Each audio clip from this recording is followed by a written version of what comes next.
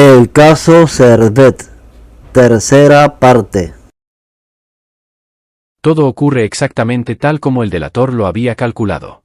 El piadoso católico Arnaiz, completamente fuera de sí, corre agitando el escrito, en demanda de las autoridades eclesiásticas de Lyon.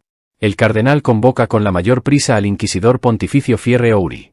Con funesta celeridad se pone en movimiento la rueda impulsada por Calvino. El 27 de febrero partió de Ginebra la denuncia. El 16 de marzo Michel de Villanueva es ya emplazado en Vienne. Pero, amargo desengaño para los conspiradores de Ginebra, la bomba hecha con todas las reglas del arte no produce explosión. Cualquier mano benévola tiene que haber cortado la mecha. Probablemente el arzobispo de Vienne en propia persona le había hecho a tiempo a su médico alguna preciosa indicación para que se cubriera. Pues cuando el inquisidor aparece en Vienne, la prensa de modo mágico ha desaparecido ya del lugar de la impresión. Los obreros declaran bajo juramento que jamás han impreso un libro de esa especie, y el altamente apreciado médico Villanobus rechaza con enojo toda identidad con Miguel Servet. De modo asombroso la Inquisición se da ya por satisfecha con esta simple protesta, y esta sorprendente benignidad fortalece las sospechas de que alguna poderosa mano tiene que haber protegido entonces a Servet. El tribunal, que generalmente interroga con empulgueras y cabrestantes, se contenta con dejar en libertad a Villanueva. El inquisidor se vuelve a Lyon sin haber procedido en el asunto, y allí le es comunicado a Arnaiz que por desgracia los informes que ha aportado no han sido suficientes para una acusación. Parece fracasada la jugada de Ginebra de librarse de Servet por el rodeo de la Inquisición católica. Y probablemente todo el oscuro asunto se habría sumido en la arena, si por segunda vez no se dirigiera Arnaiz a Ginebra para pedirle a su primo de Trie nuevos y más sólidos testimonios. Hasta este momento podríamos aún haber admitido, llevando hasta lo más extremo la indulgencia, que en realidad de Trie solo procedió por puro celo religioso al informar a su primo católico acerca del autor de la restitución, ajeno a él personalmente, y que ni él ni Calvino habrían sospechado siquiera que su denuncia personal a las autoridades pontificias podía trascender más allá.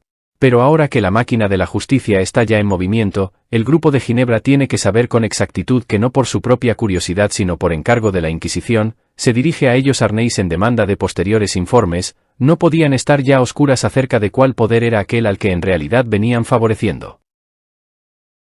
Según todas las humanas previsiones, un clérigo de la Iglesia evangélica tendría ahora que retroceder, espantado de prestar servicios de delación a aquellas autoridades, que precisamente entonces, habían otra vez tostado a fuego lento a algunos amigos de Calvino, y con razón después ha de arrojar Servet al rostro de Calvino la pregunta de, si no es sabido por él, que la función de un servidor del Evangelio no es la de convertirse en delator oficial y tender asechanzas a un ser humano, aprovechándose de su cargo. Pero cuando se trata de su doctrina, una y otra vez es necesario volver a decirlo, pierde Calvino toda mesura moral y todo humano sentimiento. Hay que deshacerse de Servet, y por el momento es del todo indiferente a este fiero odiador con qué armas y de qué manera ello se ha hecho. En realidad, la empresa se llevó a efecto del modo más ruin y más vergonzoso posibles. Pues la nueva carta que de Trie, indudablemente bajo dictado de Calvino, dirige a su primo Arnaiz, es una obra maestra de hipocresía. De Trie se muestra primero muy sorprendido de que su primo haya hecho llegar su epístola a la Inquisición. La comunicación no había sido hecha más que para él solo de un modo totalmente personal, privementa con acento buseul. Mi propósito no era otro sino el de demostrar simplemente de qué clase es el hermoso celo por la fe que poseen aquellos que se llaman pilares de la Iglesia. Pero ahora ya que sabe que será alzada una pira, en vez de abstenerse de todo posterior envío de materiales acusatorios a la Inquisición católica, declara alzando piadosamente los ojos, que ya que ha ocurrido semejante error, ello ha sido sin duda para que la cristiandad sea purificada de tal basura y tal peste. Dios lo ha querido para bien de todos. E inmediatamente se produce lo increíble. Después de esta pésima tentativa de inmiscuir a Dios en este asunto de humano odio, o más bien de odio inhumano, el convencido protestante le presenta a la Inquisición católica todo el imaginable material probatorio capaz de asesinar, es decir, cartas de la propia letra de Servet y una parte del manuscrito de su obra. Ahora el juez de los herejes puede comenzar rápida y cómodamente su trabajo. ¿Cartas de la propia mano de Servet? Pero, ¿cómo y por dónde puede Trie, a quien Servet no escribió jamás, haberse proporcionado tales cartas de su propia mano? Ahora no es ya posible ningún disimulo más. Calvino tiene que salir del escondrijo en que tan cuidadosamente quería ocultarse en este oscuro asunto. Pues naturalmente tales cartas son las dirigidas a Calvino, y la parte del manuscrito de la obra que le había sido enviada, y Calvino, esto es lo decisivo, sabe perfectamente bien para qué saca de su alacena esos papeles. Sabe a quién han de ser entregadas estas cartas. A los mismos papistas, a quienes a diario desde el púlpito llama siervos de Satán, y que martirizan y queman a sus propios discípulos. Y sabe con exactitud para qué objeto necesita el gran inquisidor las cartas con tanta insistencia demandadas. Con el de llevar a Servet a la hoguera. Es pues en vano por lo tanto el que después, con la sensación clarísima de una interna injusticia, trate de oscurecer este patente hecho al escribir sofísticamente. Corre el rumor de que motivé yo el que Servet hubiera sido hecho prisionero por la Inquisición Pontificia, y algunos dicen que no habría procedido yo honradamente, si hubiera entregado al enemigo mortal de la fe, arrojándolo a la venganza de los lobos. Pero yo os pregunto, ¿de qué manera hubiera podido yo súbitamente ponerme en relación con los satélites del Papa? Porque es poco creíble que tuviéramos trato unos con otros, y que con aquellos que se alzan frente a mí, como Belial frente a Cristo, estuviera yo reunido en un complot.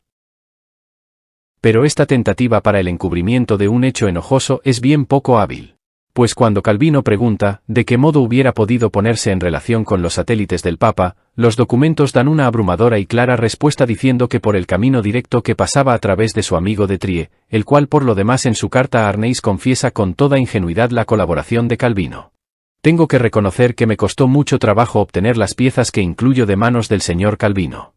No porque no sea de opinión de que tales deshonrosas ofensas de Dios deban quedar sin castigo, sino porque en lo que afecta a su persona, considera como deber suyo convencer con la doctrina a los herejes y no perseguirlos con la espada de la justicia. De modo en extremo vano, manifiestamente según dictado del propio Calvino, trata el torpe corresponsal de apartar todas las culpas del auténtico culpable al decir, pero estreché de tal modo al señor Calvino y de manera tan convincente le hice comprender que si no me ayudaba, caería sobre mí el reproche de haber hablado ligeramente y sin fundamento, que por último acabó por poner a mi disposición el material que acompaño. Los hechos documentados hablan aquí de un modo cruel e irrebatible. Con resistencia o sin ella, el hecho es que Calvino proporcionó a los satélites del Papa las cartas que Servet le había dirigido particularmente. Solo con su consciente colaboración era posible que de Tire enviara a Arneis, en realidad a la Inquisición del Papa, el mortífero material acusatorio y que pudiera cerrar su escrito con este claro testimonio. Creo haberle proveído de buenos documentos y que ya no existe dificultad alguna para que se apoderen de Servet y le instruyan proceso.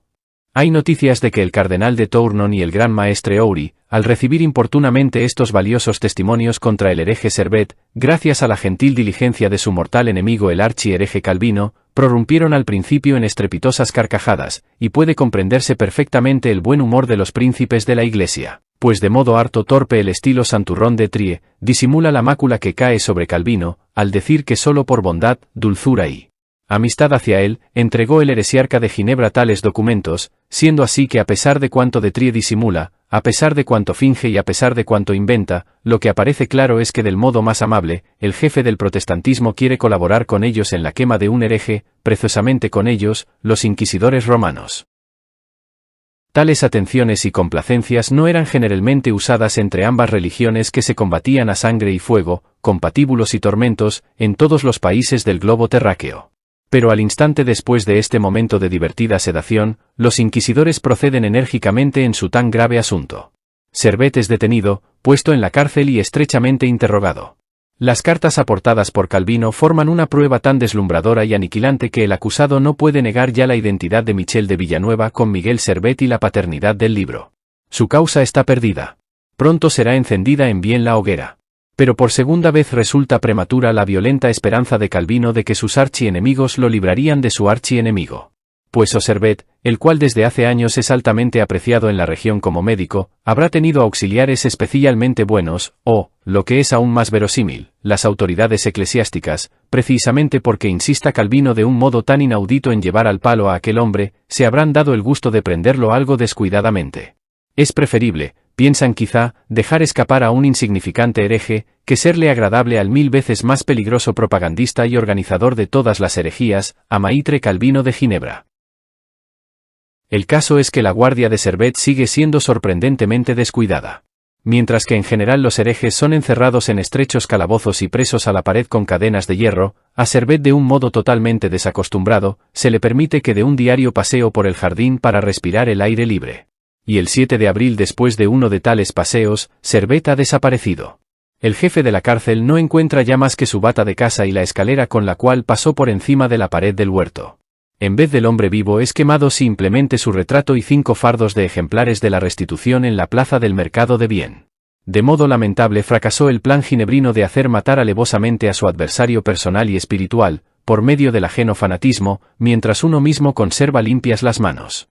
Con ellas empapadas en sangre y herido por el odio de todos los humanos, tendrá el mismo Calvino que responder de sus culpas cuando más adelante, siguiendo en su furor contra Servet, exclusivamente a causa de sus opiniones, haga que realice un hombre el tránsito de la vida a la muerte.